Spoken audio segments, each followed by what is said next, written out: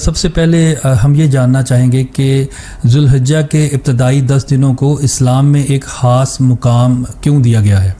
ایسے کون سے دلائل یا حوالہ جات ہیں قرآن و حدیث سے جو ہمیں بتاتے ہیں کہ یہ دن باقی دنوں سے مختلف اور زیادہ افضل ہیں؟ اور کیا ان دنوں کی کوئی خاص روحانی حکمت ہے جو ہمیں سمجھنی چاہیے؟ ذوالحجہ کے پہلے 10 دن یا اس پورے مہینے کی امپورٹنس کو سمجھنے کے لیے ہمیں اس کے مطلب کو سمجھنا بہت ضروری ہے. ذوالحجہ کا مطلب ہے the month of حج. پلمگریج بھی کہتے ہیں اس کو. ان ایزی ورڈ آپ کہہ سکتے ہیں کہ حج کا مہینہ.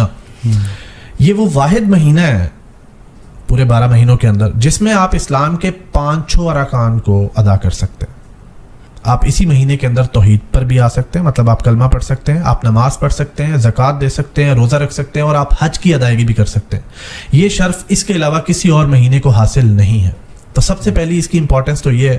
دوسرے نمبر پہ یہ کہ اللہ تعالیٰ نے قرآن پاک میں اس مہینے کے یہ پہلے 10 دنوں کی قسم کھائی. اللہ تعالیٰ فرماتے ہیں سورہ فجر میں آیت نمبر 1 اور 2 میں کہ قسم ہے فجر کی اور قسم ہے 10 راتوں کی. امام ابن کثیر نے اپنی تفسیر ابن کثیر میں لکھا ہے کہ یہ جو 10 راتیں جن کا یہاں پر ذکر کیا جا رہا ہے یہ 10 دن ہیں ذوالحجہ کے, اور تمام تر علماء, جمہور علماء کا اس پر اتفاق رائے ہے. ایک اور بہت زیادہ امپورٹنٹ ریزن ان 10 دنوں کی اللہ کے نبی صلی اللہ علیہ وسلم کی وہ حدیث ہے جو صحیح بخاری میں موجود ہے, حدیث نمبر 969 ہے.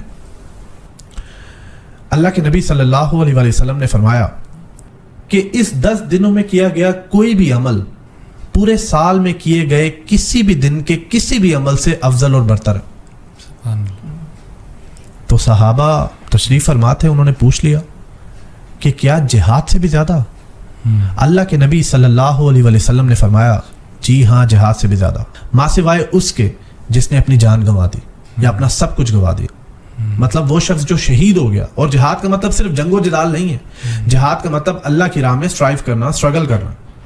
اس راستے میں اگر کوئی شہید ہو گیا تو اس کا رتبہ جو ہے وہ شاید اس دن میں کیے گئے کسی عمل سے زیادہ ہوگا. ادروائز جہاد کرنے سے بھی افضل ہے یہ, اگر آپ غازی آتے ہیں تو.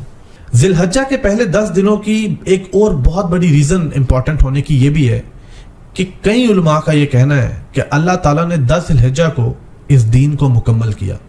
اور ایک بہت اچھی ریزن جو ہم نوٹس نہیں کرتے اکثر, لیکن وہ نبی اقدس صلی اللہ علیہ وسلم کی حدیث ہے. یہ حدیث بھی صحیح بخاری میں موجود ہے, 4662 نمبر حدیث ہے. یہ اللہ کے نبی صلی اللہ علیہ وسلم نے فرمایا کہ مہینے 12 ہیں جس میں 4 حرمت والے مہینے, جس میں ایک محرم, دوسرا رجب, تیسرا ذوالقعدہ اور چوتھا ذوالحجہ ہے.